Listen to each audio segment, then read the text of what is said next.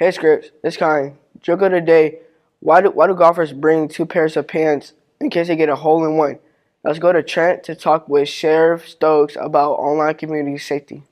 Thanks, Kyan. Now, you see, we use social media way too much, and there's often problems with social media. So let's go to Sheriff Stoic to learn more about the problems. I'm Trenton, and I'm here with Sheriff Stoic. Now, what do you think about kids using social media? Yeah, so social media is okay for kids as long as you know how to use it properly.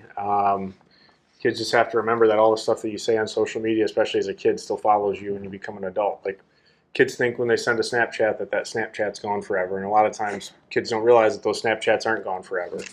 Or just make sure you're using it the proper way. Think about what you say. A lot of the stuff that I deal with is kids posting threatening messages and not realizing how serious that can be and how much trouble you can get in.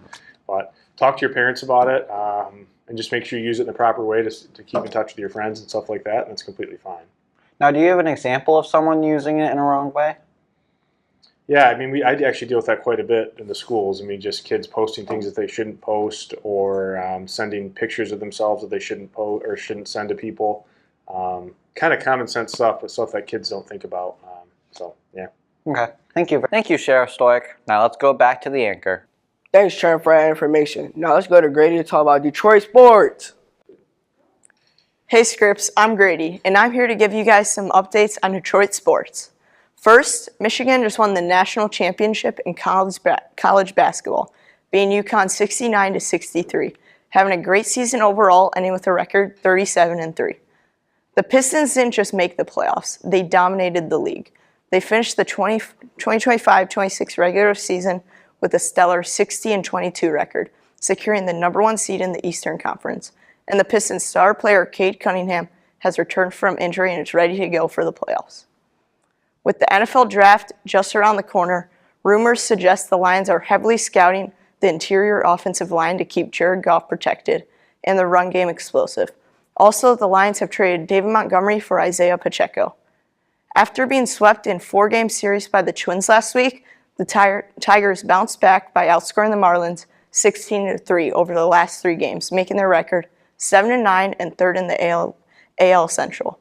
Rookie infielder Kevin McGonigal provided a highlight this weekend, hitting his first career home run during the Marlins series. Wow, that's crazy how good they're doing. Now let's go to Zach to talk about emojis, surveys about new movies. Hey Scripps, I'm Zach, and today I'm back with another ongoing episode of the Emoji Survey.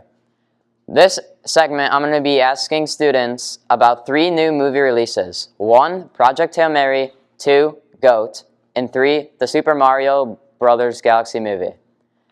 Let's go to Scripps students to see what they think about these new releases. Today I'm here with Ryder. And what do you feel about the new release movie GOAT? It's good. What about Project Hail Mary? That's a good movie. And what about Super Mario Bros. Movie? Nah. I'm here with Stella. What do you feel about the new release movie Super Mario Bros? What about GOAT? And what about Project Hail Mary? Today I'm here with Macau. What do you feel about the new release movie Project Hail Mary? Me no like. What about the Super Mario Bros. Movie? Me really like. What about GOAT? I like goats. The final emoji survey results are in. Here they are.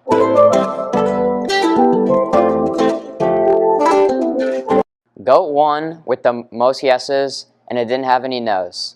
Surprisingly, Project Hail Mary came in last place with only 1 yes. Thanks, Zach. Now let's move on to Francisco to see what he's curious about testing. Hello everyone, I'm Francisco, and it's testing season. And we have the M-Step coming up, and some have the PSAT. But what's the point in testing? We're going to ask some students what they think, and then ask Mr. Matar on why we do it. Hello everybody, I'm here with Emily. Emily, what do you think about testing? Like, why do you think it's important?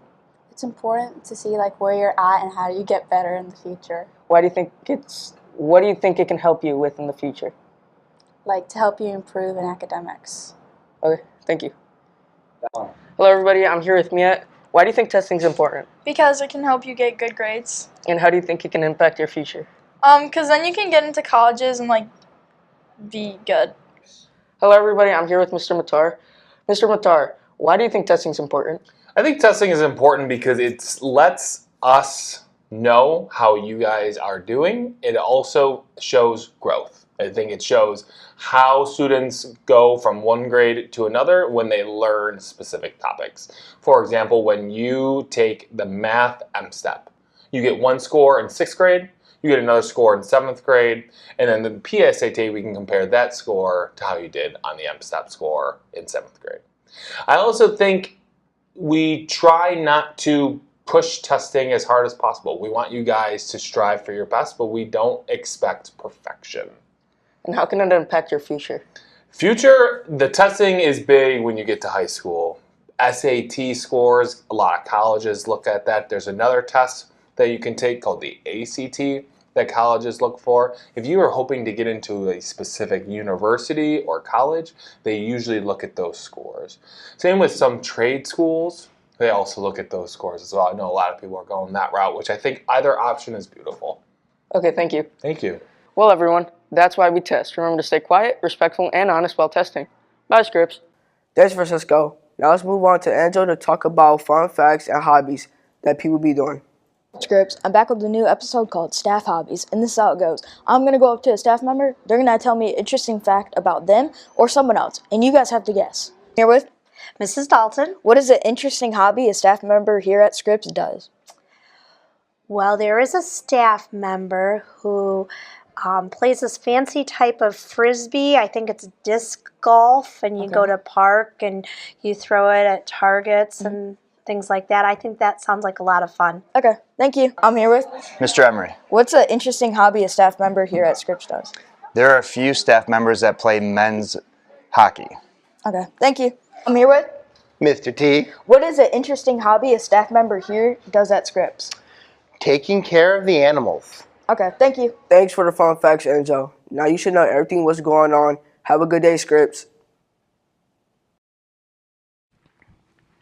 Hey, Dragons, here's something fun to add to your calendar. All Scripps Middle School students are invited to come out and support Lake Orion Girls Varsity Soccer on Tuesday, April 21st. Middle schoolers get into the soccer game for free, so this is a great chance to show your Dragon pride and cheer on LO Soccer. Students will be entered for a chance to win a halftime experience or prize during the game. So grab your friends, wear your green and white, and come out to support the team. We hope to see you there on Tuesday, April 21st for Lake Orion Girls Varsity Soccer. Go Dragons! Go Dragons!